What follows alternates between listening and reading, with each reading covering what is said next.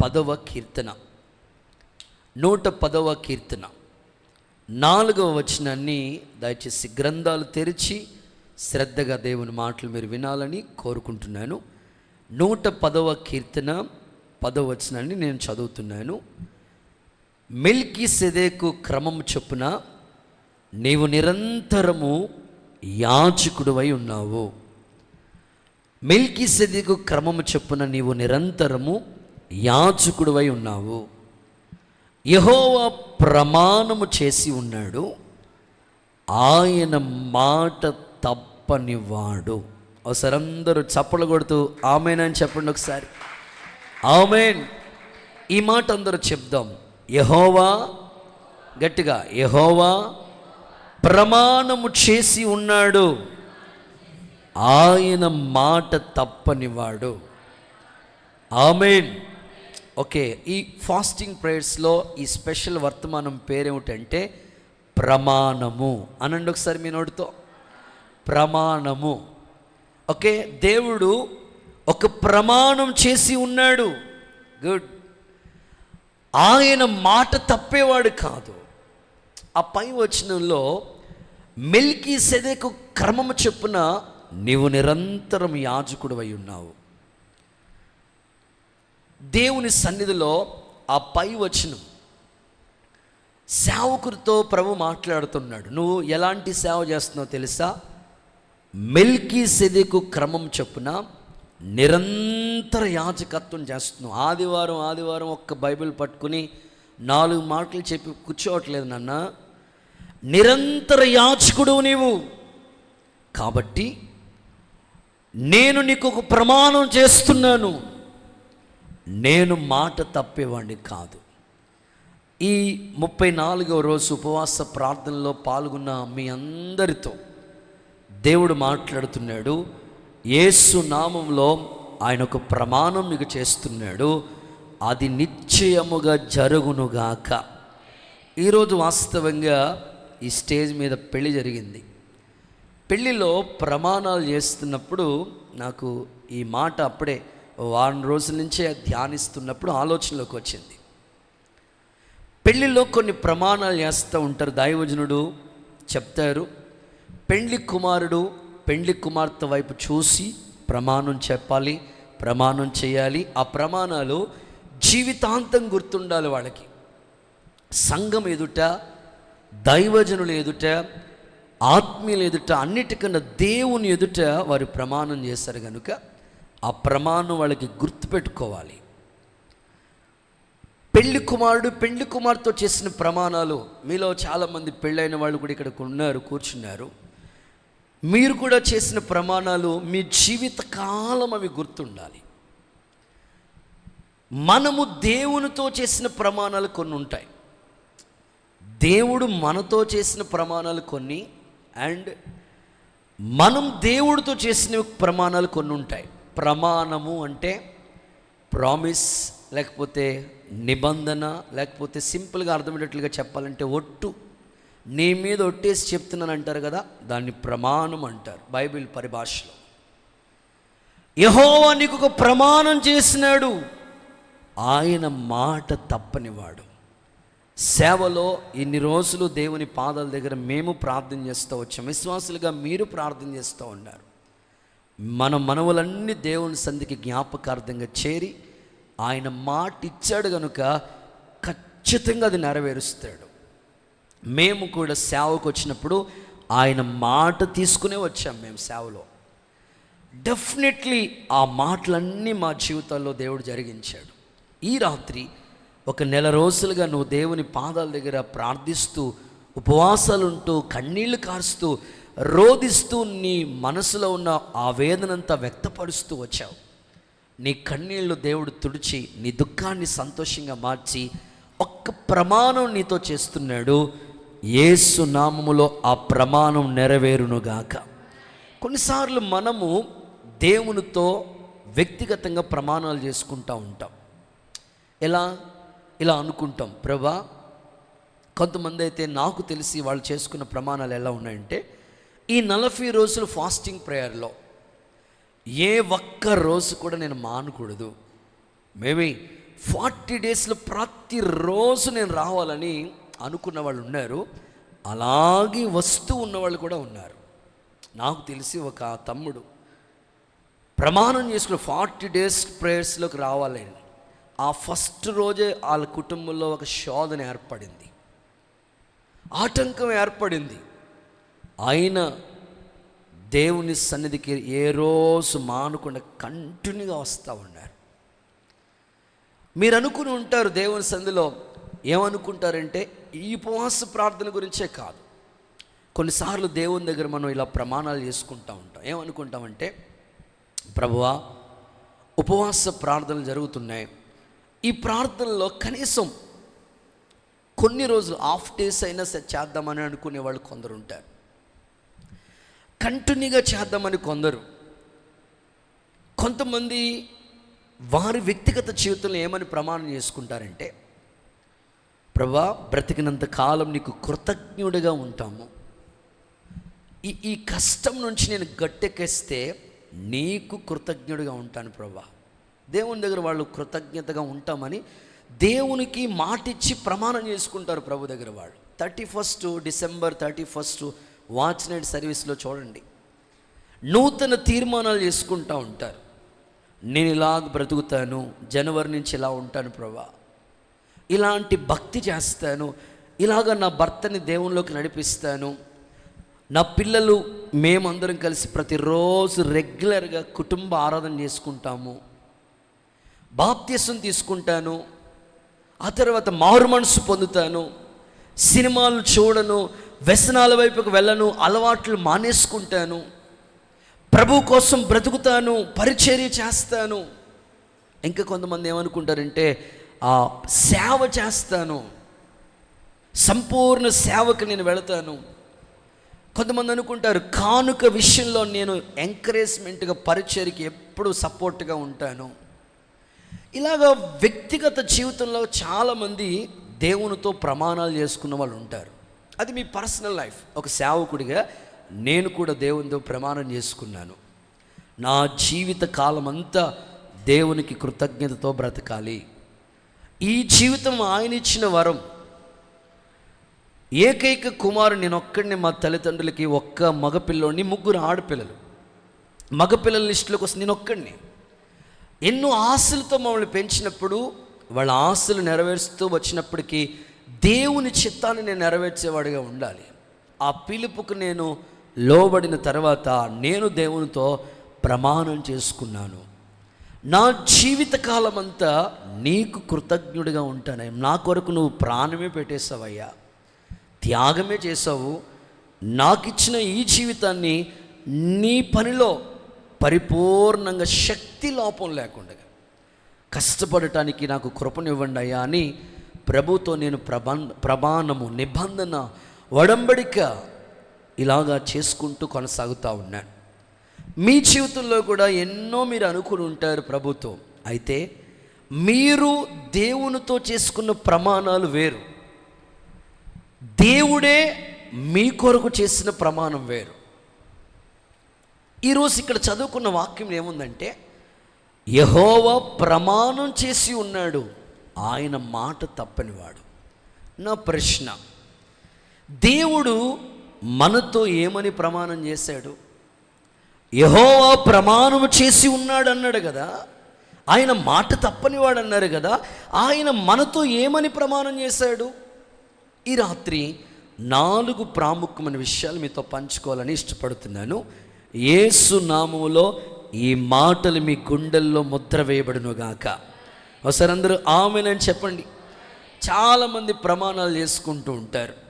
ఆ మధ్యకాలంలో నేను చదువుకున్నప్పుడు ఉన్న కథ నాకు గుర్తొచ్చింది. ఉదయకాలం చాలా క్రితం చదివినాను అది ఆ కథ, కానీ సందర్భం వచ్చింది కాబట్టి చెప్తున్నాను. కొత్తగా వివాహం అయిందంట 2 భార్య భర్తలకి. పెళ్ళైన తర్వాత కొన్ని ప్రాంతాలకు వెళ్తూ ఉంటారు కదా, హనీమూన్ అని, కొన్ని టూరిస్ట్ ప్లేస్కి వెళ్తూ ఉంటారు. వాళ్ళ అనుకూలతను బట్టి వెళ్తారు. వీళ్ళు అనుకున్నారంటే కొన్ని ప్రాంతాలు వెళదాం, మారేడుమిల్లి, రంపచోడు, ఇట్లాంటి కొన్ని ఏం చేస్తారు చూద్దామని చూడచక్కని ప్రాంతాలకని వెళుతూ ఉన్నారట. వెళుతున్నప్పటికీ అదంతా కొంచెం అడవి ప్రాంతం అన్నమాట, ఫారెస్ట్ ఏరియా అంతా కూడా. ఇద్దరు చక్కగా నడుచుకుంటూ పోతూ ఉన్నారంట. వాళ్ళిద్దరూ మాట్లాడుకుంటూ ఉన్నారట, భార్యాభర్తలు ఇద్దరు మాట్లాడుకుంటూ ఉన్నారట. వెళుతున్నారు, దారిలో వెళుతున్నప్పటికీ ఈ లోపల, అది అడవి కదండి, అనేకమైన జంతువులు వస్తూ ఉంటాయి, ఎదురొస్తూ ఉంటాయి. ఒక ఎలుగుబంటి వారిని ఎదురుగుండా నడుచుకుంటూ వస్తుందంట. వీళ్ళు వెళ్తూ ఉన్నారు, ఎలుగుబంటి ఎదురుగుండా నడుచుకుంటూ వస్తుంది. వెంటనే భర్తకి భయం వేసి, ఇంకేముంది, అయిపోయిందాం ఈరోజు, ఈ ఎలుగుబంటి చేతిలో మేము చిక్కామని అనుకుని అక్కడ చెట్టుడు కనబడితే భార్యనేమో పట్టించుకోవట్లా.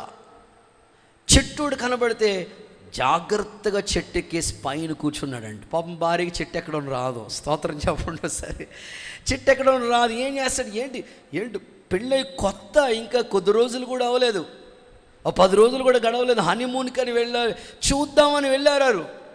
ఈ లోపల ఎలుగుబంటి వచ్చిన వెంటనే భార్యను విడిచిపెట్టేసి, చెయ్యి విడిచిపెట్టేసి గబగబా చెట్టు ఎక్కేసి పైన కూర్చున్నాడంట. అంతే, భార్య జ్ఞానవంతురాలు కనుక ఇల్లు కట్టుకుంటుంది అన్నట్లుగా ఏం చేయాలి ఇప్పుడు, భర్త చెయ్యి విడిచిపెట్టేసి అక్కడ ఎవరెవరు లేరు. వెంటనే అక్కడే ఇలాగ ఊపిరి బిగబట్టుకుని అలాగే పడుకుని ఉందంట, చెట్టు కిందే అలాగే పడుకుని ఉందంట. ఈ లోపల ఎలుగుబంటి వచ్చిందట, దగ్గరకు వచ్చి స్మెల్ చూస్తూ ఉందంట, అలా చూస్తూ ఉందంట, అస్సలు కదలలేదంటే ఈమె ఊపిరి బిగబెట్టేసి అలాగే చనిపోయినట్లుగా యాక్షన్ చేస్తూ ఉందంట. ఈ లోపల దగ్గరికి వచ్చి చూసుకుంది, కాదనుకుని వెళ్ళిపోయింది. వెళ్ళిపోయిన తర్వాత పైనుంచి వస్తాడు, వెళ్ళిపోయిందని చూస్తున్నాడు.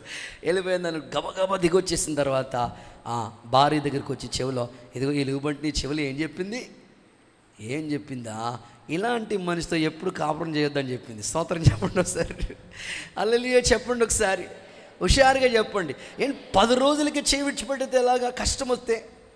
అంటే నేను ఎందుకు ఈ సందర్భం మీకు గుర్తు చేస్తామంటే, కొన్నిసార్లు చాలామంది ప్రామిస్ చేస్తున్నాను, నీ మీదొట్టు నీతో చెప్తున్నాను. కొన్నిసార్లు మనం ప్రామిస్ చేస్తాం, మర్చిపోతాం. కానీ దేవుడు అట్లాంటి వాడు కాదు. ఆయన ప్రమాణం చేశాడంటే ఆయన మాట తప్పని దేవుడు. ఆమేన్.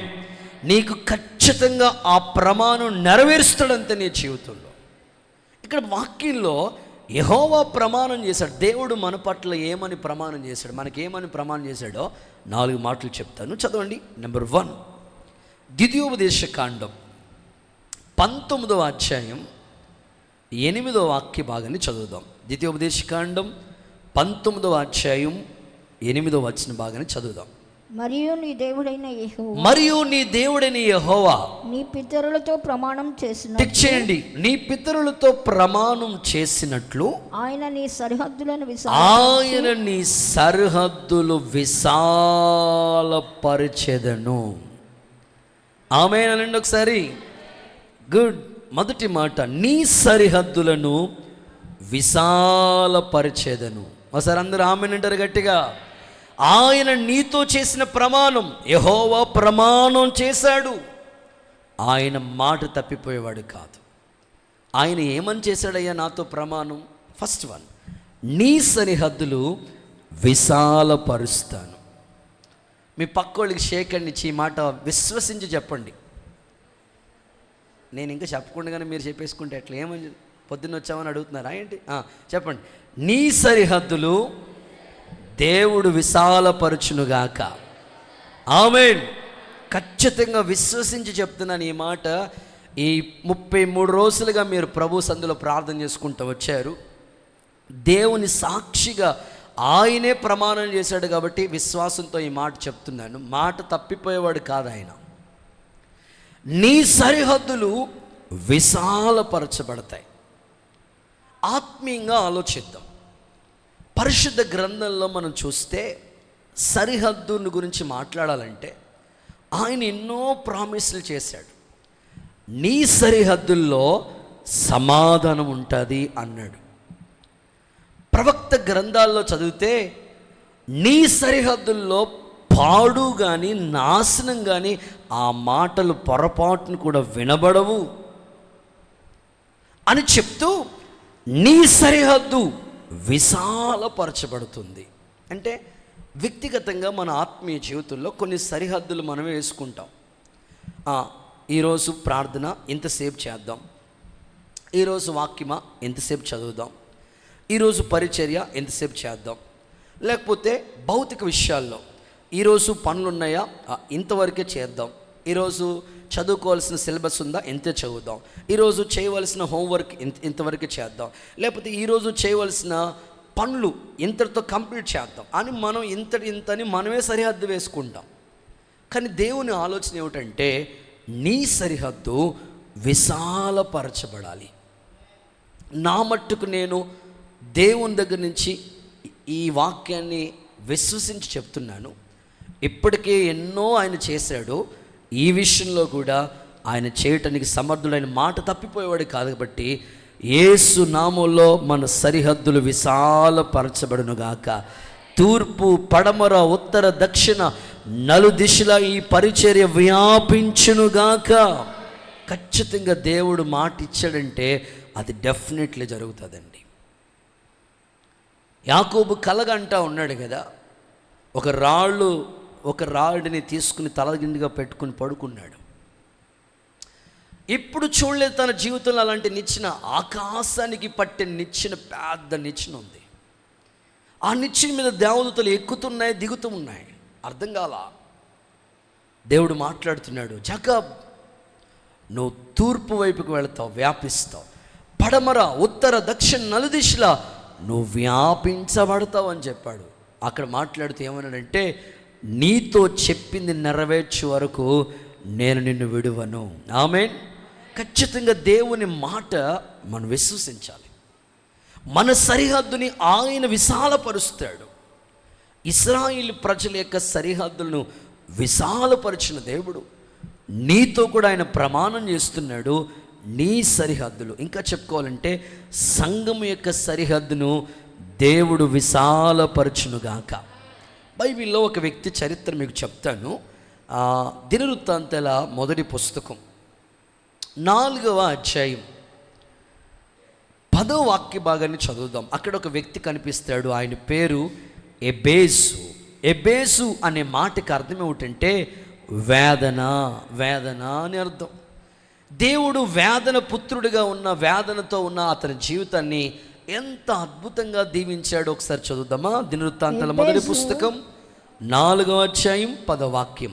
ఎబేసు ఇశ్రాయేలీయుల దేవునికి మొర్రపెట్టి నీవు నన్ను నిశ్చయంగా ఆశీర్వదించి నా సరిహద్దులు విశాలపరిచి నీ చెయ్యి నాకు తోడుగా ఉండ దయచేసి నాకు కీడు రాకుండా, ఏ కీడు నాకు దరిదాపుల్లోకి రాకుండా చేసి నన్ను తప్పించమని ప్రార్థన చేయగా దేవుడు అతని మనవి చేసిన దాన్ని అతనికి దయచేసాను. అందరూ ఆమేనంటారా? మీరు కూడా ఈ రాత్రి మీ మనవిని కూడా దేవుడు మీకు దయచేయనుగాక. ఇక్కడ ఎబ్బేసు తన జీవితంలో వాళ్ళ కుటుంబం, లేకపోతే ఆయనకి పెట్టిన పేరు చూస్తే ఎబ్బేస్ అనే ఫుట్ నోట్లో ఒకటని ఉంది, కింద వేదన అనే ఉంది. నిజంగా ఆ కుమారుడు స్కూల్కి వెళుతున్నప్పుడు ఫ్రెండ్స్ ఏమని పిలిచే ఉంటారు, ఒకసారి మనం ఊహించుకుందాం. ఆయన పేరు వేదన. ఒరే వేదన ఇట్రారా అంటే ఎంత వేదన వస్తుంది గుండెల్లో, ఎంత బాధ కలుగుతుంది. వేదన ఇట్రా అంటే అరే నీకు ఎప్పుడు వేదనరా, నీవు మార్కులు రావు, ఏమి చదువు రాదు, ఏంటి నీ పరిస్థితి ఏంటి, ఇలాగ మాట్లాడుకుంటూ ఉంటారు.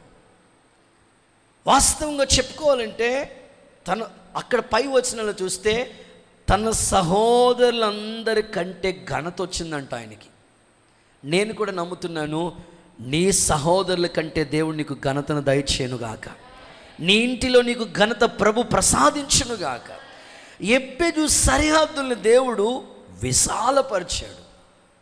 అందరూ వేదన, వీడు వేస్ట్ అని అనుకుని ఉండొచ్చు, కానీ తోటి వారి కంటే, సహోదరుల కంటే ఘనత పొంది ఏ కీడు దరిదాపుల్లోకి రాకుండా అద్భుతమైన దీవెన పొందటానికి, సరిహద్దులు విశాలపరచటానికి ఎబ్బేసు జీవితంలో అట్టి ఘనతనిచ్చిన దేవుడు నీకు కూడా ఇలాంటి ఘనతను ప్రసాదించునుగాక. తప్పకుండా దేవుడు చేస్తాడండి. ఆయన మనకు చేయకపోతే ఎవరికి చేస్తాడు? ఆయన మాట తప్పిపోయేవాడు కాదు కదా. ఖచ్చితంగా నువ్వు ప్రార్థన చేసుకోవాలి, ప్రభువా మా సరిహద్దు విశాలపరచబడాలి. భౌతిక విషయాల గురించి మాట్లాడుకుంటే, ఇప్పటికే మీకు ఒక చిన్న స్థలం ఉంటే మీ ఆత్మీయ భౌతిక విషయాల్లో కూడా, మీ ఆత్మీయంగా మీ భౌతిక విషయాల్లో కూడా మిమ్మల్ని దేవుడు విశాలపరచాలనుకుంటున్నాడు. ఇప్పటికే మీ కుటుంబంలో చిన్నగా ఒక ఇల్లు కట్టుకుని ఇరుకులోనే ఇబ్బంది పడుతూ ఉంటుంటే, దేవుడు పైన ఇంకొక స్టేర్ వేసుకునేటట్లుగా మీ సరిహద్దులు విశాలపరచునుగాక. అన్ని విషయాల్లో దేవుడు విశాలపరచడానికి ఆయన సమర్థుడే. మీకా ప్రవచన గ్రంథంలో కూడా ఒక ప్రామిస్ మీకు జ్ఞాపకం చేస్తాను. మీకా ప్రవచన పుస్తకం 7వ అధ్యాయం 11వ వాక్యం చూడండి ఒకసారి. మీకా ప్రవచన పుస్తకం 7వ అధ్యాయం 11వ వచనం చూస్తే, నీ గోడలు మరలా కట్టించు దినము వచ్చి ఉన్నది, అప్పుడు నీ సరిహద్దులు విశాలపరచబడునుగాక. నీ గోడలు మరలా కట్టే రోజులు వచ్చాయి. నీ ఆత్మీయ జీవితం ఒకవేళ మరలా పడిపోయి ఉంటే, మరలా దేవుడు కట్టించాలనుకుంటున్నాడు.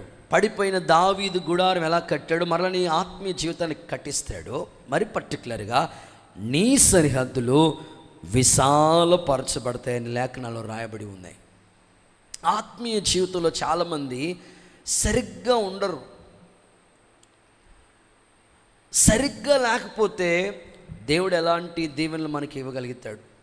మరలా అనేది ఆల్రెడీ కట్టాడు, గోడ సరిగ్గా లేదు, మరలా కట్టించే రోజులు వస్తాయి, అప్పుడు నీ సరిహద్దులు విశాలపరచబడతాయి అంటున్నాడు. ఆత్మీయ జీవితంలో ఇశ్రాయేలు కన్యక, ఇక మీదట నీ జీవితాన్ని కట్టిస్తాను అన్నాడు దేవుడు.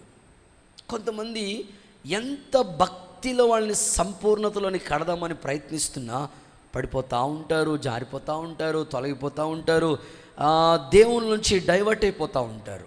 అలా కాకుండా సంపూర్ణ భక్తిలోనికి నీ ఆత్మీయ జీవితం కలిగి ఉంటే నీ సరిహద్దు ఎప్పుడు కూడా దేవుడు విశాలపరుస్తూ ఉంటాడు. ఒక చిన్న మాట మీకు చెప్పడానికి ఇష్టపడుతున్నాను. చేతులతో ఒకసారి హల్లెలూయా చెప్తారా? ఇంకొంచెం హుషారుగా చెప్పండి. గుంటూరు జిల్లా, గుంటూరు దగ్గర నర్సరావుపేట అనే ప్రాంతం ఉంది. అక్కడ ఒక దైవజనుడు దేవుని యొక్క పరిచర్య నిమిత్తమై కూడికలు ఏర్పాటు చేసుకుంటే, దేవుని వాక్యం బోధించడానికని ఒక ఆత్మీయులైన దైవజనులు దేవుని వాక్యాన్ని ప్రకటించడానికని వెళ్ళారట. వెళితే 8 గంటలకయ్యా 8 గంటలకు అలా వచ్చేయండి పాస్టర్ గారు అని చెప్పారంట. పాపం ఆయన చాలా దూరం ప్రయాణం చేసి 4 అవర్స్ జర్నీ చేసి గబగబా వేదిక దగ్గరికి వెళ్ళారు. వెళ్ళిన తర్వాత, అయ్యా మీరు కూర్చోండి, సమయం వాక్యాన్ని పిలుస్తారని అక్కడున్న బ్రదర్స్ చెప్పారంట. 8 గంటలకు వచ్చేయమన్నారు. నేను చాలా దూరం జర్నీ చేసి వచ్చానయ్యా, ఈ 8 గంటలకు వస్తే ఇక్కడ ఎవరు లేరు, 8కి వచ్చేయమన్నారు, 8కే మెసేజ్ ఇచ్చేస్తానన్నారు, ఏంటయ్యా అని అంటే, పాస్టర్ గారు వస్తారండి, మీరు కూర్చోండి అని అక్కడున్న బ్రదర్స్ చెప్తే, ఈ లోపల వీళ్ళు ఇక్కడున్న బ్రదర్స్ ప్రార్థన చేస్తూ ఉన్నారట. లోపలికి తీసుకెళ్లారు. పాస్టర్ గారు వచ్చారు. ఏమండి నన్ను 8కే వచ్చేయమన్నారు, 8కే వచ్చేసాను, నేను చాలా వేగంగా ప్రయాణం 4 అవర్స్ జర్నీ చేసి వచ్చానయ్యా, పలానా సమయం అన్నప్పుడు ఆ టైంకి మెసేజ్ ఇచ్చేయాలి కదా అని అంటే, ఇప్పుడు టైం ఎంత అయిందండి? 8:15 అయిపోయింది. 8:15 సరే చూద్దామండి అన్నాడు. 8:30 అయిపోయింది, ఎవరు రాలా. 8:45 అయిపోయింది, ఎవరు రాలా. 9 అయింది, రాలేదు. పాస్టర్ గారు అప్పుడు 1 అవర్ అయింది వచ్చి జర్నీ చేసి. అడిగారట, ఏమండి ఎప్పుడు ఇస్తారండి మాకు? 9 అయిపోయింది. పాస్టర్ గారు 9 అయిపోయిందా? ఓ 10 నిమిషాల్లో వచ్చేస్తారండి జనాలు అన్నారు. కరెక్ట్గా 9:10 అవుతుంది. అంత మందిరం అంతా ఫుల్ ప్యాక్ అంట. స్తోత్రం చెప్పండి ఒకసారి, గట్టిగా చెప్పండి అమ్మా. 9:10 నిమిషాలకల్లా సంఘం అంతా నిండిపోయిందంట. అదేంటండి 7 గంటలకు ప్రార్థన అండి, 9:10 గంటలకు వచ్చారేటండి వీళ్ళు? అదేనండి, సీరియల్ చూసి వస్తారండి మా సంఘం అంతా. స్తోత్రం చెప్పండి ఒకసారి. సీరియల్ 9 అయిందండి, అయిపోయి ఉంటుంది, వచ్చేస్తారు, 10 నిమిషాల్లో వచ్చేస్తారండి అన్నీ సర్దేసుకుని. వీళ్ళు ఎక్కడ పడిపోయారు చెప్పండి?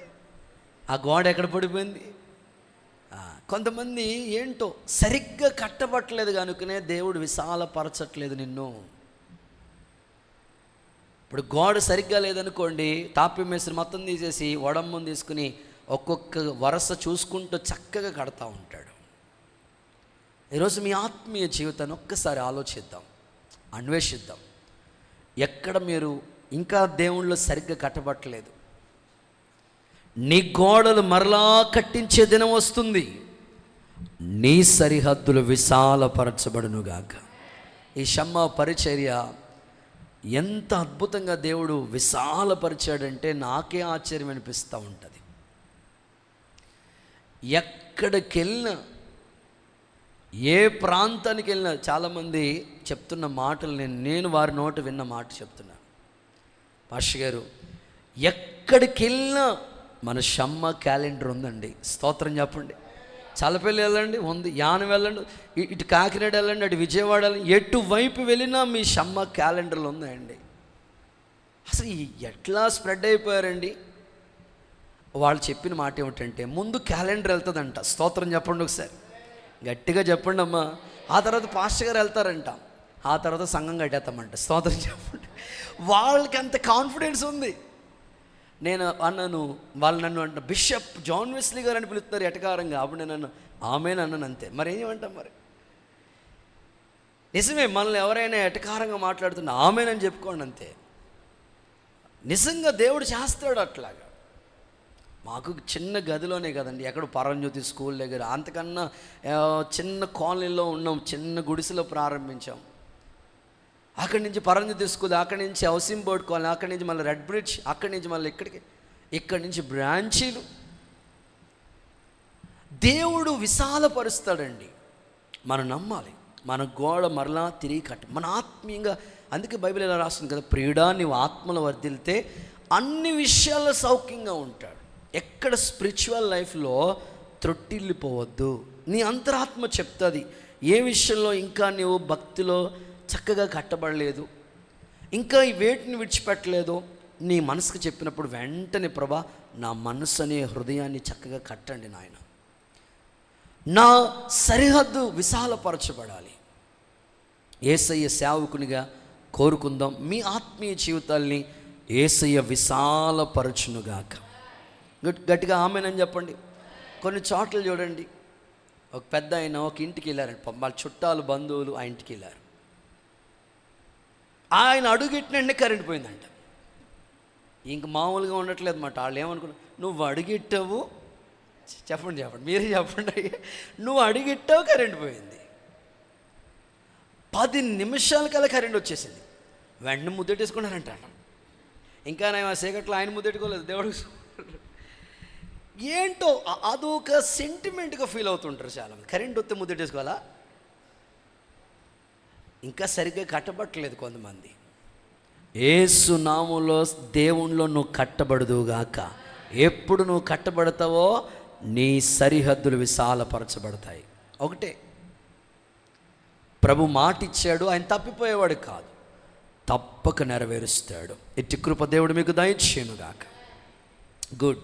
రెండో మాటలకి వెళ్ళిపోతాం. సెకండ్ వన్, యెహోవా ప్రమాణము చేసి ఉన్నాడు, ఆయన మాట తప్పిపోవాడు కాదు. ఏమని ప్రమాణం చేశాడు ఆయన? 1, నీ సరిహద్దులు విశాలపరుస్తాను. 2, హెబ్రీలకు రాసిన పత్రిక 6వ అధ్యాయం 14వ వచనాన్ని చదువుదాం. హెబ్రీలకు రాసిన పత్రిక 6వ అధ్యాయం 14వ వచనం. త్వరగా చదువుదాం. ఏమని ప్రమాణం చేశాడు ప్రభు? హెబ్రీ 6వ అధ్యాయం 14వ వచనం. నిశ్చయముగా తన తోడని ప్రమాణము చేసి నిశ్చయముగా నేను నిన్ను ఆశీర్వదించెదను. ఆమేనండి. ఒకసారి కన్ఫర్మ్, నువ్వు డౌట్ ఏం పడవద్దు.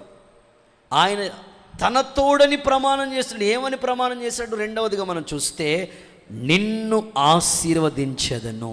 మీ పక్క వాళ్ళకి షేక్ అండ్ ఇచ్చి ఈ మాట చెప్పండి, నిన్ను ఆశీర్వదించెదను. చెప్పండి అందరూ, నిన్ను ఆశీర్వదించేదను.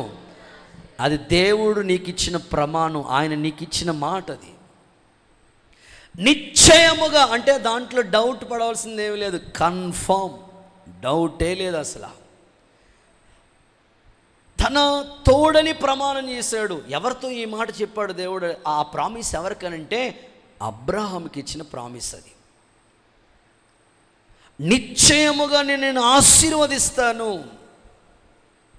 నిజంగానే అబ్రహాము పిలువబడినప్పుడు ఒంటరిగా పిలువబడ్డాడు.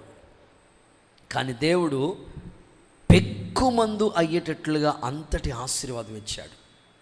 ఆకాశ నక్షత్రాలు చూడు, అలా ఉంటుంది నీ ఆశీర్వాదం. ఇసుక రేణువులు చూడు, అలా ఉంటుంది నీ బ్లెస్సింగ్. ఒకప్పుడు అడుగు పెట్టడానికి స్థలం లేదు అబ్రహాముకి, నిరీక్షణకి ఆధారం లేదు అబ్రహాముకి. కానీ దేవుని ప్రమాణాన్ని నమ్మాడు అబ్రహాం. ఆ కింద వచనాలు మీరు చూస్తే ఓర్పుతో సహించాడంట దేవుని వాగ్దానము వెంటనే నెరవేరిపోదండి. కొంచెం ఓర్పు కావాలి నీకు. ఆయన ఇచ్చిన మాట నెరవేర్చడానికి ఇంచుమించు 25 సంవత్సరాలు పట్టింది అబ్రహాం జీవితంలో. 75వ సంవత్సరంలో ప్రామిస్ ఇచ్చాడు. 100 ఇయర్స్లో ఆయన జీవితంలో ఆ మాట నెరవేరింది. ఓపికతో సహించుకున్నాడంట, ఓర్పుతో ఎదురు చూశాడంట ఆ వాగ్దాన ఫలాన్ని ఎలాగైనా పొందుకోవాలి నేనని. ఈరోజు కూడా మీ జీవితంలో ఎన్నో ఆశీర్వాదాలు మీకు ఇస్తానని ఆయన ప్రమాణం చేశాడు. ఆయన మాట తప్పిపోయేవాడు కదా. అయితే మరి నీలో ఎంత ఓర్పు కలిగి నువ్వు ఆ మాట కోసం కనిపెడుతున్నావు? ఇప్పుడు యోసేపుకి ఇచ్చిన కళ 17వ సంవత్సరంలో కళ వచ్చింది ఆయనకి. అది ఎప్పుడు నెరవేరింది? 30వ సంవత్సరం, అంటే 13 సంవత్సరాలు పట్టింది టైం. ఓర్పుతో వెయిట్ చేశాడు. నేను ఒక మాట చెప్తాను మీకు, దేవుడిచ్చిన మాటకి అది నెరవేర్చబడే ముందు అంత ఆపోజిట్లో జరుగుతుంది, ఖచ్చితంగా జరుగుతుంది. యోసేపుకి ఇచ్చిన కళ అన్నోళ్ళందరూ వచ్చి ఆయనకి సాగిలు పడతారు. కానీ ఇప్పుడు అన్నోళ్ళందరూ ఏం చేస్తున్నారు? తీసుకెళ్ళి గుంటలో పెడుతున్నారు.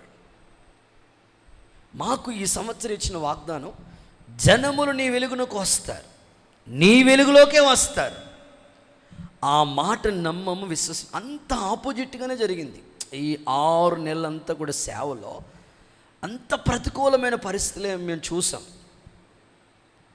కానీ దేవుని మాట అది డెఫినెట్లీగా జరుగుతుంది, అంతే. ఆమెను చెప్పండి ఒకసారి. మనం విశ్వసించాలి, కోరుకోవాలి. ఆయన మాట నెరవేర్చబడే ముందు కొంచెం ఓర్పు కావాలి. దేవుడు మనల్ని పరీక్షిస్తాడు. నా కుమారుడు ఎంత నమ్ముతున్నాడు నా మాట, ఎంత విశ్వాసం ఉంది నా మాట మీద. ఖచ్చితంగా ఆ ఓర్పు అబ్రహాములో చూస్తాం. సహించాడంట, వాగ్దాన ఫలాన్ని పొందుకున్నాడు. ఈరోజు మీ ఆత్మీయ జీవితాల్లో కూడా ఆశీర్వదిస్తానన్న దేవుడు మాట తప్పిపోయేవాడా? కాదు. నీలో ఓర్పుని చూస్తున్నాడు. ఎంత ఓర్చుకుంటున్నాను, ఎంత సహించుకుంటున్నావు, ఆ మాట జరగటం కొరకు ఎంతసేపు నువ్వు కనిపెడుతున్నావు, ఎంతసేపు ప్రార్థిస్తున్నావు. నీ ఆత్మీయ జీవితంలో ప్రతి మాట యేసయ్య నెరవేర్చడానికి సమర్థుడే. అద్భుతమైన కార్యాలు నీ జీవితంలో జరిగించునుగాక. బైబిల్లో చదువుదామా? అబ్రహాముకి ఇచ్చిన ఆశీర్వాదాన్ని గురించి చదువుదామా? ఆదికాండ గ్రంథం, దానికన్నా ముందు అపోస్తుల కార్యాల గ్రంథంలో మీరు చూడండి ఆయన పరిస్థితి ఎలా ఉన్నాయో పౌలు గారు అక్కడ మాట్లాడుతూ ఓ మాట చెప్తున్నాడు. అపోస్తుల కార్యాలు అందరూ తీసిన వాళ్ళు ఒకసారి అబ్రహాం గురించి ఈ మాట ఒకసారి మీరు చదివి ఉంటే బాగుంటుంది. అబ్రహాముకి 7వ అధ్యాయం 5వ వచనం చూడండి ఒకసారి. ఆయన ఇందులో అతనికి పాదం పట్టునంత భూమినైనను పాదము పట్టే అంత స్థలం కూడా లేదంట, లేదంట. అతని కుమారుడు లేనప్పుడు అతనికి అతని తరువాత అతని సంతానమునకు దీనిని స్వాధీనపరుస్తానని వాగ్దానము చేసెను. చాలా మాటలు ఉన్నాయి అక్కడ. అడుగు పెట్టడానికి స్థలం లేదు. ఎలా నెరవేర్చాడు? ఇప్పుడు వద్దాం. ఆదికాండ గ్రంథం 24:1. అబ్రహాము అన్ని విషయాలలో ఆశీర్వదించబడెను. విశ్వసించిన వాళ్ళందరూ సరే ఆమెన్ అంటారా? ఎంత ఆశీర్వాదమయ్యా! దేశాన్ని స్వాస్థ్యంగా ఇచ్చేసాడండి. 17, 9, 8 అనుకుంటా, 8, 7 నుంచి చదవండి. నేనును నీకును నీ తరువాత నీ సంతతికి నీవు పరదేశివై ఉన్న దేశమును, నీ సంతతికి అనగా కానాను దేశం అంతటిని నిత్య స్వాస్యముగా ఇచ్చి వారికి దేవుడునై ఉందునని అతనితో చెప్పాను. చదవండి, ఇంకా చదవండి. మరియు దేవుడు నీవు మాత్రమే కాక నీ తరువాత వారి తరములలో నీ సంతతియు నా నిబంధనను గైకొనవలెను.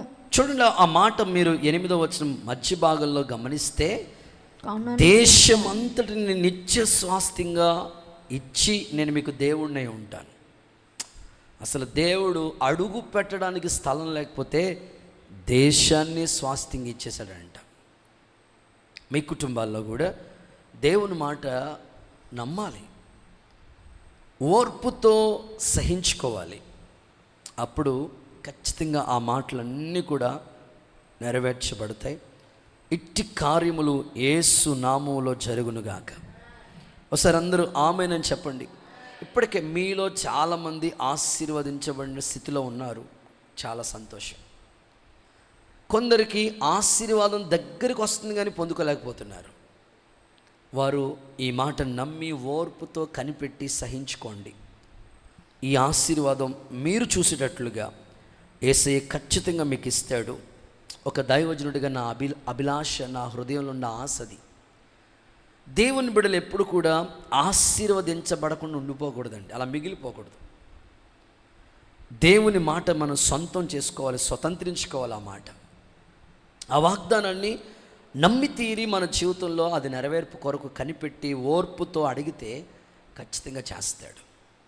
అబ్రహాముకి స్థలం విషయంలో చేశాడు, పిల్లల విషయంలో చేశాడు, అన్ని విషయాల్లో, ఒకటి కదా అక్కడ చెప్తూ అన్ని విషయాల్లో ఆశీర్వాదాలు వచ్చేసినాయి.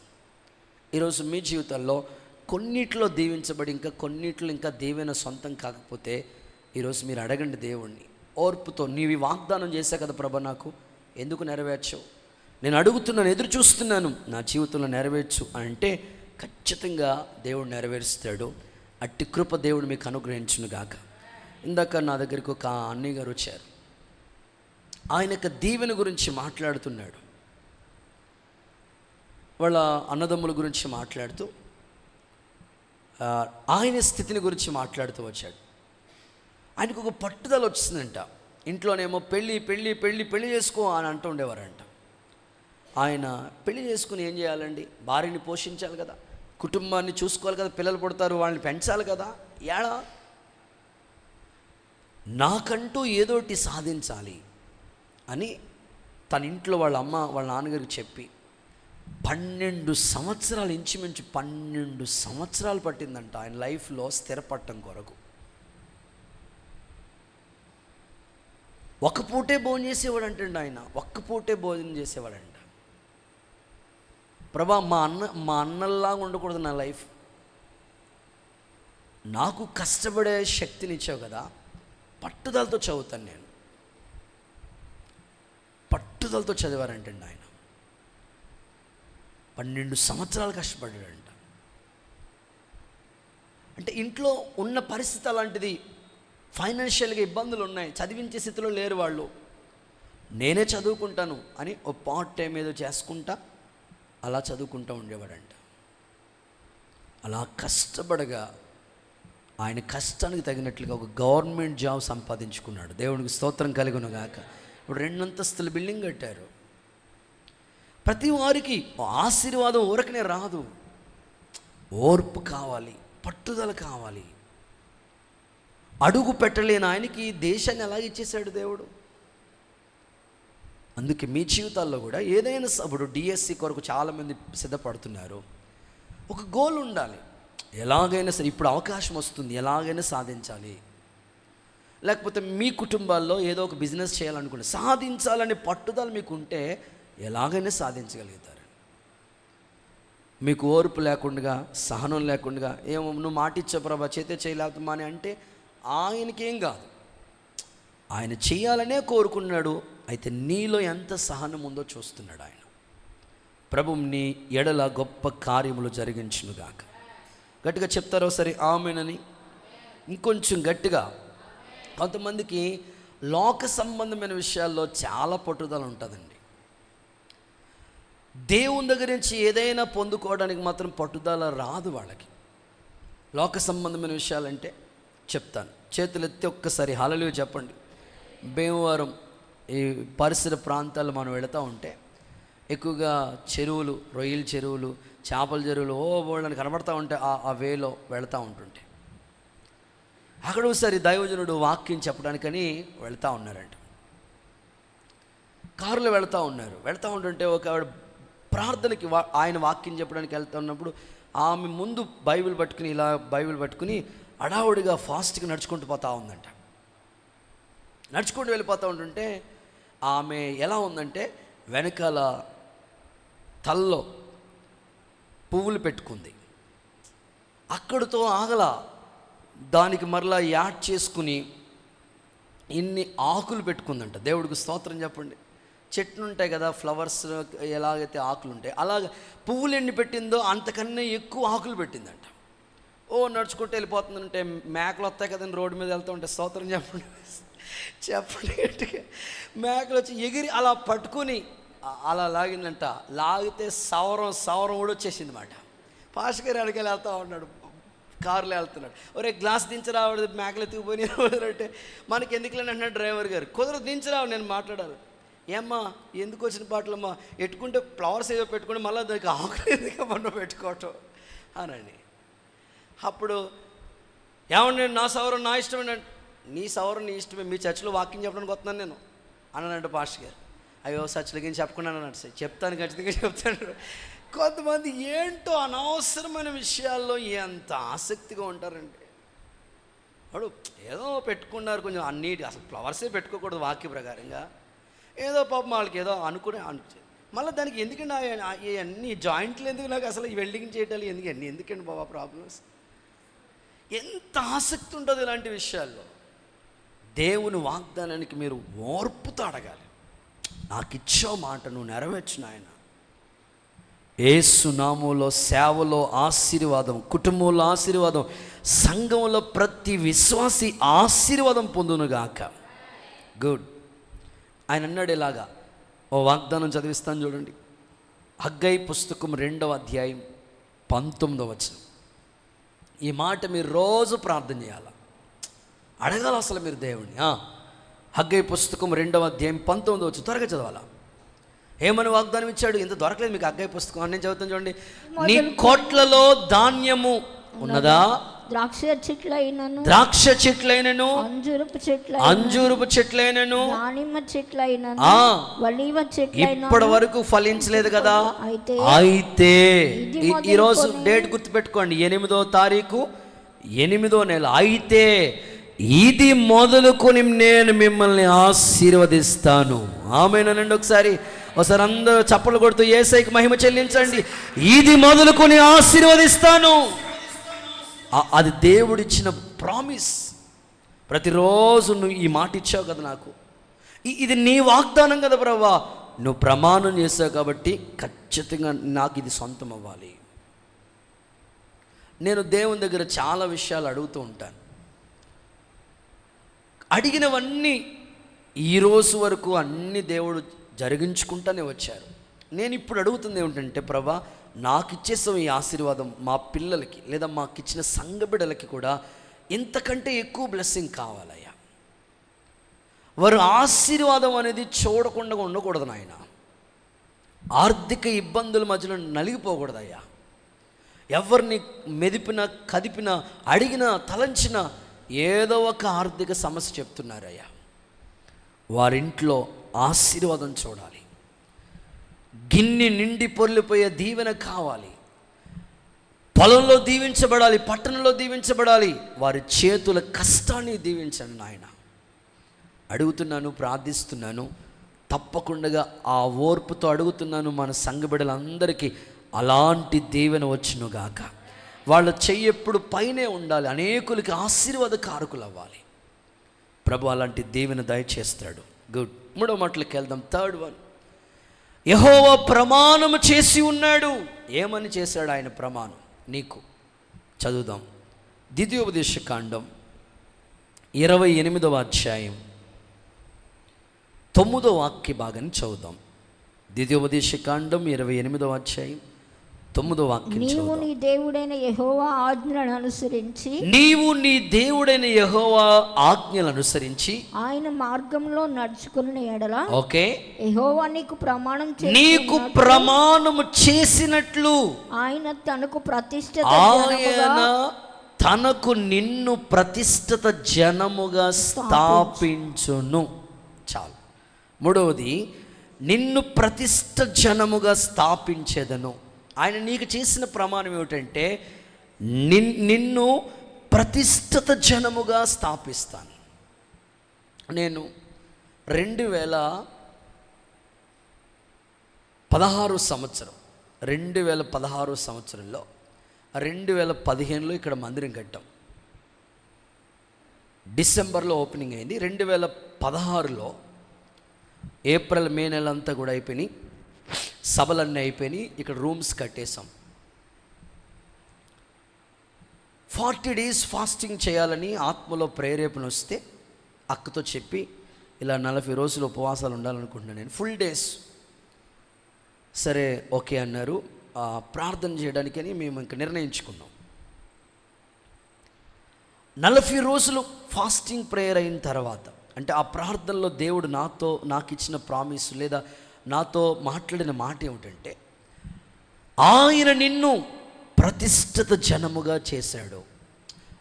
నా విషయంలో ఒక క్లారిటీ కోసం దేవుణ్ణి అడుగుతా ఉన్నాను నేను. అప్పుడు ఆ ప్రామిస్ నాకు ఇచ్చాడు. ఆయన నిన్ను తనకు ప్రతిష్ఠిత జనముగా ఈ ప్రామిస్ నాకు అప్పుడు ఇచ్చాడు. ఈ వాగ్దానం నాకు ఆయన ప్రమాణం చేస్తున్నాడు. ఈ రాత్రి మీ జీవితంలో కూడా తప్పకుండా ఆయన మాట ఇస్తే ఖచ్చితంగా నెరవేరుస్తాడండి. ఆయన నిన్ను తనకు ప్రతిష్ఠిత జనముగా స్థాపించునుగాక. అంటే మన జీవితాల్లో మనం చేసుకునే ప్రతిష్ఠిత కొన్ని ఉంటాయి. వస్త్రాలు మనం ప్రతిష్ఠించుకుంటాం. ఆదివారం వస్తే వైట్ అండ్ వైట్లో ఖచ్చితంగా సంఘం అలా ఉండాలి. ఒక యూనిఫామ్గా ఉంటే ఎంత ఆశ్చర్యకరంగా ఉంటుంది. కొన్నిసార్లు అలంకరణ సమర్పించుకుంటాం, కొన్నిసార్లు వ్యక్తిగతంగా కొన్ని సమర్పణ ప్రతిష్ఠిత మనం చేసుకుంటూ ఉంటాం. దేవుడు అంటున్నది ఏమిటంటే, నేను నిన్ను నాకు ప్రతిష్ఠిత జనముగా స్థాపించుకుంటాను. కొన్ని ఆధారాలతో కూడిన కొన్ని మాటలు మీకు చెప్తాను. చూడండి, ఇర్మియా గ్రంథం 1వ అధ్యాయం 5వ వాక్యం చూడండి ఒకసారి. ఇర్మియా గ్రంథం 1వ అధ్యాయం 5వ వాక్యం. గర్భములో నేను నిన్ను రూపింపబడక మునిపే నిన్ను ఎరిగితిని, నీవు గర్భం నుండి బయలుపడక మునిపే నేను నిన్ను ప్రతిష్ఠించి తిని, జనములకు నువ్వు ప్రవక్తగా ఉంటావు, అందుకు నియమించాను నిన్ను. చూడండి, ఈ మాటలన్నీ చూస్తే అక్కడ ఉన్న మాటలన్నీ అక్కడ చెప్తున్నా చూడు. చిత్తగించుము, నేను బాలుడునయ్యా అంటే మాట్లాడుటకు నాకు శక్తి చాలదంటే ప్రభు అంటాడు, నీ నోట నా మాటలు ఉంచి ఉన్నాను. దేవునికి స్తోత్రం. ఇక్కడ ఇర్మియా జీవితంలో బాలుడుగా ఉన్న ఇర్మియా, దేవుడు మాట్లాడుతున్నాడు, నేను తల్లి గర్భంలో ఉన్నప్పుడే నేను నిన్ను ప్రతిష్ఠ చేసుకున్నాను, నేను నిన్ను ప్రతిష్ఠించుకున్నాను, జనములకు ప్రవక్తగా నీవు ఉండాలి. నేను బాలున్నయ్యా, ఎట్లాగా ఏం మాట్లాడతాను నేను? లేదు, నీ నోట నా మాటలు ఉంచాను. ఈ నేను సేవకు వచ్చినప్పుడు ఈ మాటతో దేవుడు నాతో మాట్లాడాడు. నువ్వు బాలుడు అనవద్దు, నేను నిన్ను ప్రతిష్ఠించి నీ నోట నా మాటలు. నాకు స్కూల్లో చదువుకునేటప్పుడు వ్యాసరచన పోటీ రాసేది ఏమంటారు? వ్యాసరచన మేడం గారు ఏమంటారు? రాత రాస్తారు కదా, దాన్ని ఏమంటారు? ఎస్సే రైటింగా, తెలుగులో ఏమంటారు? అంతే కదా, మీరు నన్ను కన్ఫ్యూజ్ చేసినట్టున్నారు. వ్యాసరచన పోటీ మాట, అదే ఇంగ్లీష్లో ఎస్సే రైటింగ్. భలే రాసేసి ఇవ్వండి. ఏదైనా టాపిక్ మీద రాయమంటే, జన్మభూమి గురించి రాయమంటే రాసేసి ఇవ్వండి, బాగానే రాసేసి ఇవ్వండి. ఇప్పుడు స్టేజ్ మీద నిలబడి చెప్పాలి. మా స్కూల్, మాది పుల్లెటూరు స్కూల్. అప్పట్లో మేము చదువుకున్నప్పుడు మా స్ట్రెంత్ మొత్తం స్కూల్ 1000 మంది పిల్లలు, టీచర్స్ ఉంటారు ఒక 20 మంది పైనే. హెడ్ మాస్టర్ ఉంటారు, స్టేజ్ మీద నిలబడి చెప్పాలి. దాన్ని ఏమంటారు? వక్తృత్వమేనా? బాగానే గుర్తున్నాయి. ఓకే, అది అంతమందిలో నిలబడి చెప్పాలంటే షేక్ అయిపోతూ ఉండేది, వణుకొచ్చేస్తూ ఉండేది. నిజంగా నాకు అప్పుడు చదువుకునే టైంలో ఎవరైనా మాస్టర్ గారు ఏదైనా క్వశ్చన్ అడిగినా నిలబడి చెప్పాలన్నా షేక్, కాళ్ళు చేతులు వణికిపోతూ ఉండే. పాట పాడాలన్నా సరే షేక్ అయిపోతూ ఉండేది చేతులు. స్టేజ్ ఫీర్ ఉండేది నాకు. అప్పుడు దేవుడు ఈ ప్రామిస్, నీ నోట నా మాటలు ఇచ్చాను. ఇప్పుడు కారు మీద వెళ్ళినా చెప్తూ ఉంటాను, ఫ్లైట్లో వెళ్ళినా చెప్తుంటాను. ఎంతమంది ఒకసారి భద్రాచలం క్రిస్మస్ మీటింగ్ పిలిచారు, స్టేజ్ మీద 150 మంది పాస్టర్లు ఉన్నారు. ఇంకెంతమంది ఉంటే మనకేంటి, వెళ్ళిపోతుంది బండి అంతే. దేవుడికి స్తోత్రం చెప్పండి. ఆయన ఇచ్చాడు కాబట్టి నీ నోట నా మాటలు ఉంచాను. ఆయన మాట్లాడితే అద్భుతమండి ఇంకా అసలు. కనుక దేవుని సేవకులు మీరు అడగండి, ప్రభు మిమ్మల్ని ఆయనకు ప్రతిష్ఠిత జనముగా. సేవలో దేవుడు చూసేది ఏంటంటే ఒక ప్రతిష్ఠిత చూస్తాడు. వాస్తవంగా ఈరోజు 8వ నెల 8వ తారీఖు పెద్ద ఆయన యేసన్న గారు ఆయన మహిమలోకి వెళ్ళిపోయిన రోజు ఈరోజు. నిజంగా ఆయన యొక్క ప్రతిష్ఠిత చూస్తే చింత చిగురులతో ఆయన సేవ చేశారంట. ఏమీ లేదా, నెల్లూరులో పెద్ద పెద్ద రైస్ మిల్లులు ఉన్నాయి. కొన్నిసార్లు దేవుడు మనల్ని, అన్నీ ఉంటాయి మనకి, తల్లిదండ్రులు ఉంటారు, ఆస్తి ఉంటుంది, అని వదిలేయమంటాడు. ఏంటి ప్రభా, తల్లిదండ్రులను ఏమో సన్మానించమంటావు, సేవకు వస్తేనేమో విడిచిపెట్టేయమంటావు, ఏంటి కన్ఫ్యూజ్ అవుతూ ఉంటాం. అంటే అర్థం ఏంటంటే తల్లిదండ్రుల మీద మమకారం కంటే నా మీద, సేవ మీద నీకు దృష్టి ఉండాలని. ఆయనకి అన్నీ ఉన్నా వదిలేయమంటే విడిచిపెట్టేసి వచ్చాడంట. అలాగా కాలినడకతో సేవ ప్రారంభించాడు. ఆయన ప్రభుతో చేసుకున్న ప్రతిష్ఠత ఆ సేవ ఫలింపుకి, అభివృద్ధికి కారణమైపోయింది. నీ కుటుంబంలో కూడా ఒక్కరుంటే చాలండి, ప్రతిష్ఠత కలిగిన వాళ్ళ ఫ్యామిలీలో ఒక్కరుంటే వాళ్ళ ప్రతిష్ఠతను బట్టి దేవుడు దీవిస్తాడండి. దైవ సన్నిధిలో మేము వాళ్ళని చూసిన తర్వాత, అక్కడికి వెళ్ళిన తర్వాత కొన్ని పాఠాలు మేము నేర్చుకున్న తర్వాత, ఇంకా సంపూర్ణతలో ఆయన చేసిన నిర్ణయాలన్నిటిలో ఇంకా ఏ విషయంలో ఇంకా ఏం ప్రతిష్ఠ చేసుకోవాలి, ఇంకా ఏదోటి చేసుకోవాలి ప్రభు కోసం, ఆ ప్రతిష్ఠతకు తగినట్లుగానే ఒక్కొక్కరిని దేవుడు బ్లెస్ చేసుకుంటూ వస్తున్నాడు.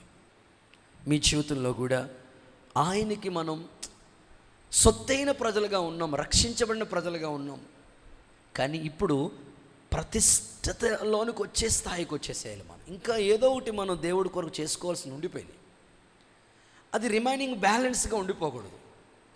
ఆయన జీవితమే ఇచ్చాడు కనుక ఏదో ఒకటి ప్రభు కొరకు అప్పగించుకోవడానికి, సజీవ సాక్షులుగా బ్రతకటానికి ప్రభు మీ మీద తన కనికరము చూపునుగాక.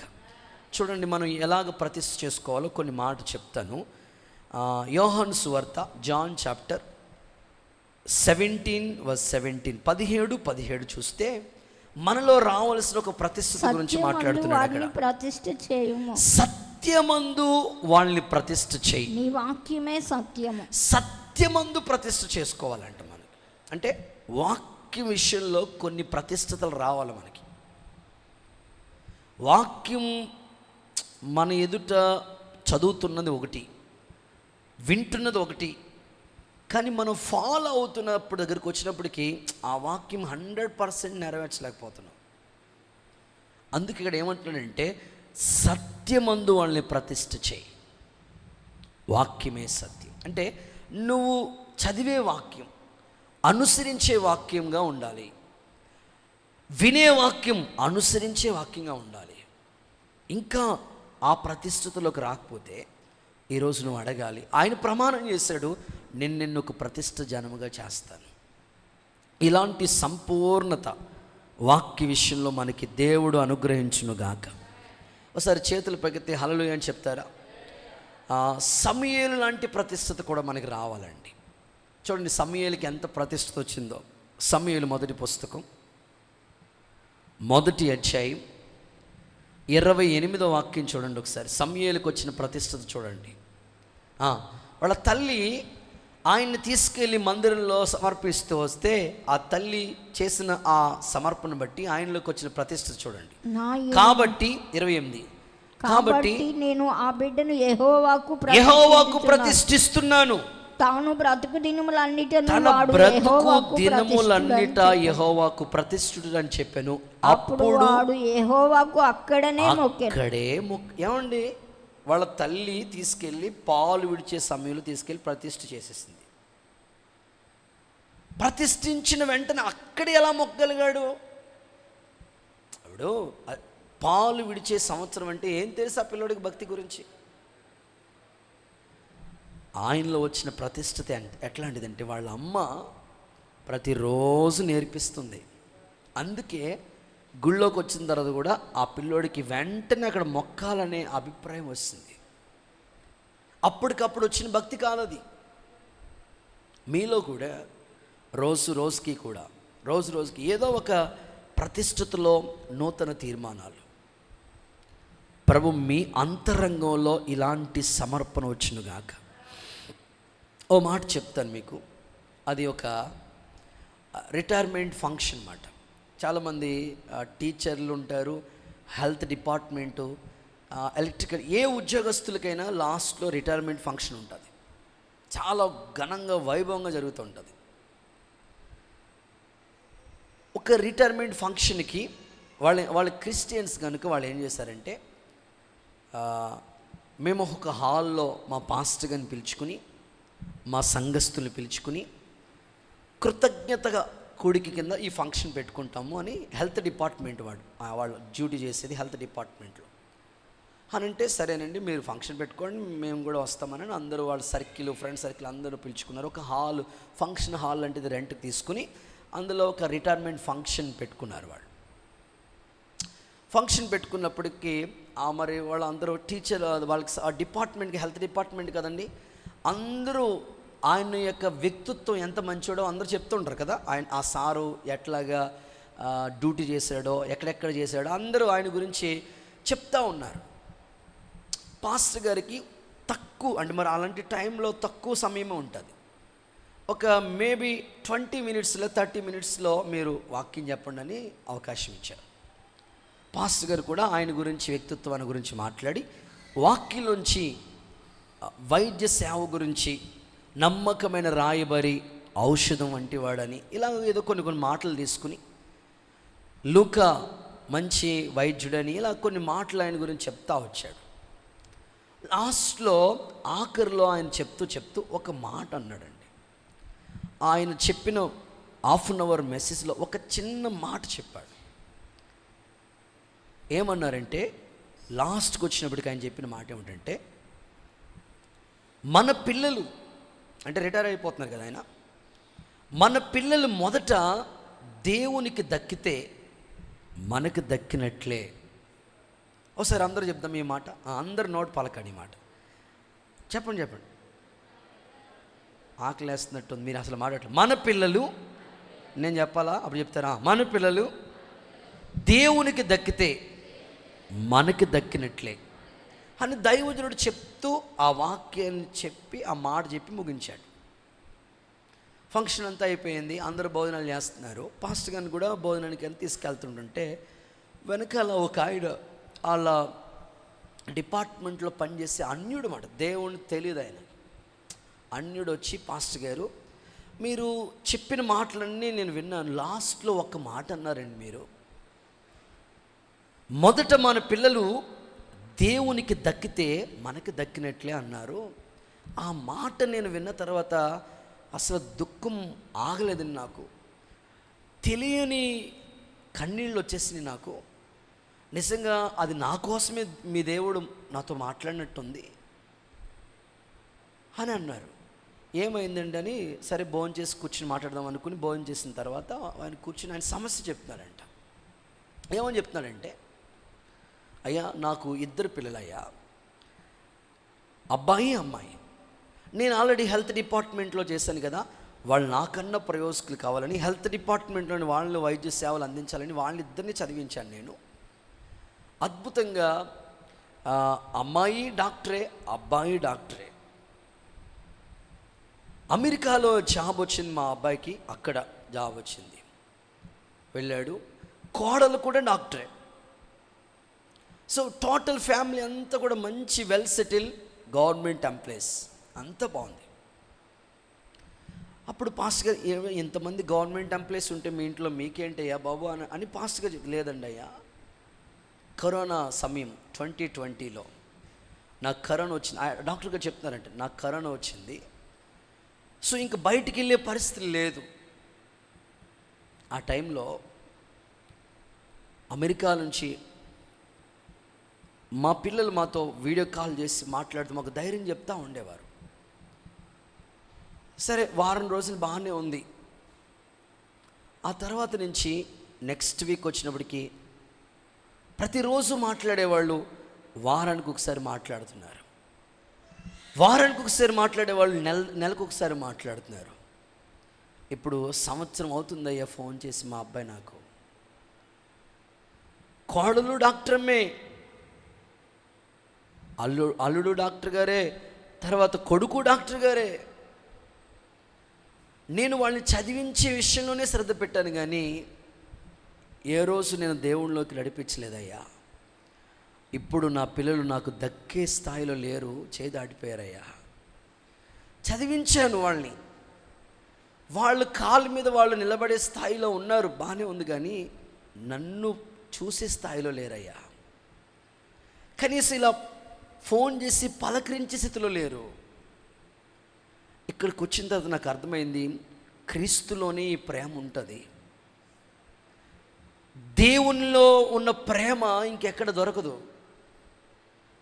ఆయన చెప్తూ ఈ మాట అన్నారండి, నాకు యేసు ప్రభు గురించి మా స్నేహితులైనా చెప్పుంటే నా పిల్లల్ని కూడా దేవునిలో పెంచేవాడిని అని చెప్పాడంట ఆయన. దేవుడికి స్తోత్రం చెప్పండి ఒకసారి. ఎందుకు ఈ మాటలు చెప్తున్నానంటే, మీ పిల్లల్ని ఫస్ట్ ప్రతిష్టతలో పెంచండి. అన్న కుమారుణ్ణి దేవుళ్ళలో పెంచింది, అందుకనే 4 ఉద్యోగాలు వచ్చినాయి ఆయనకి. మన పిల్లలు దేవుళ్ళలో ఉంటే వాళ్ళకి దైవికమైన ప్రేమ ఏంటి, బైబిల్ ఏం చెప్తుంది, పెద్దల్ని ఎలా గౌరవించాలి, సేవకుల దగ్గర ఎలా ఉండాలి, కుటుంబంలో ఎలా ఉండాలి, భార్య భర్త అన్నీ తెలుస్తాయి. దేవుడు తెలియని వాళ్ళకి, లోకంలో ఉన్న వాళ్ళకి ఇవేం తెలియవు. ఎప్పుడు సంపాదన మీద ఉండి చివరికి తల్లిదండ్రులు కూడా పట్టించుకోలేనంత స్థితిలోకి వెళ్ళిపోతున్నారు. లోకం, సమాజం అలా ఉంది. కానీ దైవ వాక్యం ఉన్నవాళ్ళు, దేవుళ్ళు ఎదిగిన వాళ్ళు తల్లికి ఇవ్వాల్సిన రెస్పెక్ట్, తండ్రికి ఇవ్వాల్సిన రెస్పెక్ట్, కుటుంబాన్ని కట్టుకోవాల్సిన అన్ని విలువలు తెలుస్తూ ఉంటాయి. అందుకని మన పిల్లలు దైవికమైన సమర్పణలో, భక్తిలో, మొదట భక్తిలో, సమర్పణలో వాళ్ళు ఎదిగితే అన్ని విషయాల్లో దీవెనకరంగా ఉంటారు. అట్టి కృప దేవుడు దయచేయునుగాక. ఓకే, చివరి మాట చెప్పేసి ముగిస్తాను. చివరిగా ఆయన మనకి చేసిన ప్రమాణం ఏమిటి అంటే, ఇర్మియా గ్రంథం 32వ అధ్యాయం 22వ వాక్యం చదువుకుందాం. ఇర్మియా గ్రంథం 32వ అధ్యాయం 22వ వాక్యం. వారి పితరులకు ప్రమాణం చేసి పాలు తేనెలు ప్రవహించు ఆ దేశమును, పాలు తేనెలు ప్రవహించే దేశమును వారికి ఇచ్చితివి. ప్రమాణము చేసి వాళ్ళకి ఇచ్చితివి. గుడ్. 4వది ఏమిటంటే, పాలు తేనెలు ప్రవహించే దేశం ఇచ్చేదనను. పాలు తేనెలు ప్రవహించే దేశాన్ని ఇచ్చేదను. వాస్తవంగా ఇశ్రాయేలీలతో దేవుడు చేసిన ప్రమాణం చూస్తే, ఇదిగో మోషే, పాలు తేనెలు ప్రవహించే దేశానికి వీళ్ళు నడిపించాలి, కనాను. నిజంగా ఇశ్రాయేలీలకి దేవుడు ప్రతి వాగ్దానం ఎంత అద్భుతంగా అరణ్యంలో మోషేని నడిపిస్తూ వచ్చాడు. చివరిగా నేను చెప్తున్నాను, ఆ రాజ్యానికి వెళ్ళాలి మనం. అది దేవుడు మనకు ఒక ప్రమాణం చేశాడు. పాలు తేనెలు ప్రవహించే దేశం అన్నారు. ఈ దేశాన్ని గురించి బైబిల్ అక్కడక్కడ చదువుతూ ఉంటుంటే, ఒక చోట మంచి దేశం అని రాశారు, మరొక చోట చదివిస్తాను చూడండి. మలాకీ గ్రంథం 3వ అధ్యాయం 12వ వాక్యం చూస్తే, ఆనందకరమైన దేశంలో వారు నివసించేదరు. ఆనందకరమైన దేశం అని చెప్పాడు అక్కడ. సో నిజంగా అక్కడ ఏడ్పు ఉండదు, దుఃఖం ఉండదు. ఆ రాజ్యం ఉన్నతమైనది. గొర్రెపిల్లే దీపమై ఉంటుంది. సూర్యుడు, చంద్రుడు, నక్షత్రాలు ఇవేమీ ఉండవు. దేవుడే వెలుగై ఉన్న రాజ్యం అది. అలాంటి దేశంలోకి మనం అడుగు పెట్టాలి. ఇంకా ఇంకొంచెం ఆలోచిస్తే సంఖ్యాకాండంలో కూడా ఈ మాటలు చెప్తాను. 14వ అధ్యాయం 8వ వచనం కూడా చూడండి ఒకసారి. సంఖ్యాకాండం 14:8 చూస్తే, యెహోవా మన యందు ఆనందించిన ఎడల ఆ దేశంలో మనల్ని చేర్చి దానిని మనకిచ్చును. దానినే దేవుడు మనకిస్తాడంట. ఈ దేశంలో మనం అడుగు పెట్టాలంటే మనల్ని చూసినప్పుడు దేవుడికి ఆనందం కలగాలి. అక్కడ అదే చెప్తున్నాడు, యెహోవా మన యందు ఆనందిస్తే ఆ దేశాన్ని మనకి ఇవ్వబోతున్నాడు ఆయన. ఈ భూమి మీద మన ప్రయాస ఒకటే కదా, ఆ రాజ్యాన్ని చేరుకోవాలి. ఆయనిచ్చే ఆ దీవెనలు మనం పొందుకోవాలి. వీళ్ళు బయలుదేరి వెళ్ళిన వాళ్ళు 12 మంది. అందులో 10 మంది నెగిటివ్గా మాట్లాడుతున్నారు. బాబోయ్, అక్కడ మిడతలా ఉన్నాం, మనం అస్సలు వెళ్ళలేము ఆ దేశంలోకి, మన వల్ల కాదు అని ఇట్లా నెగిటివ్గా మాట్లాడుతుంటే, కాలేబు, యెహోషువలు మాట్లాడుతున్నారు, దేవుడు మీ యందు ఆనందిస్తే ఆ దేశంలో ప్రవేశించే ధన్యత మీకు ఇస్తాడు. దేవుడు మన యందు ఎప్పుడు ఆనందిస్తాడో తెలుసండి. సామెతలు 15:8 చూస్తే, యథార్థవంతుల ప్రార్థన ఆయనకి ఆనందాన్ని కలుగు చేస్తుంది. నిజమే కదా, ప్రార్థనే కదా దేవుని ఎదుట మనం నిలబెట్టేది. జరగబోయి వీటన్నిటిని తప్పించుకుని మనిషి కుమారుని ఎదుట నిలబెట్టుకు శక్తి గలవారగినట్లు ఎల్లప్పుడూ మెలకుగుండి ప్రార్థన చేయండి. కాబట్టి దేవుని రాజ్యాన్ని ఇస్తానని దేవుడు మనకి ప్రమాణం చేశాడు. ఆ నిత్యరాజ్యంలో యుగయుగాలు ప్రభుత్వం ఉంటాం. ఈ నిరీక్షణ మనల్ని సిగ్గుపరచదు. కాబట్టి నేను ముగిస్తున్నాను. ఇంతవరకు ఈరోజు ఈ మాటలు మీ గుండెల్లో ముద్ర వేయునుగాక. చెప్పండి, యెహోవా ప్రమాణము చేసి ఉన్నాడు, ఆయన మాట తప్పనివాడు. ఏమని ప్రమాణం చేశాడు దేవుడు అని అంటే 4 విషయాలు మీకు చెప్పాను. నెంబర్ 1, నీ సరిహద్దులు విశాలపరుస్తాను. నెంబర్ 2, నిన్ను ఆశీర్వదిస్తాను. నెంబర్ 3, నిన్ను ప్రతిష్ఠ జనముగా స్థాపిస్తాను. నెంబర్ 4, పాలు తేనెలు ప్రవహించే దేశానికి నీకు ఇస్తాను, ప్రవేశించి పెడతాను. ఈ ప్రమాణాలన్నీ మన పట్ల దేవుడు నెరవేర్చి ఈ భూమి మీద ఉండగా ఆ పై 3 దీవెనలు పొంది నిత్యరాజ్యంలో ప్రవేశపెట్టే ఆ ధన్యత కూడా మనం పొందుకుందాం. ఈ ప్రమాణాలన్నీ కూడా మన పట్ల దేవుడు నెరవేర్చునుగాక.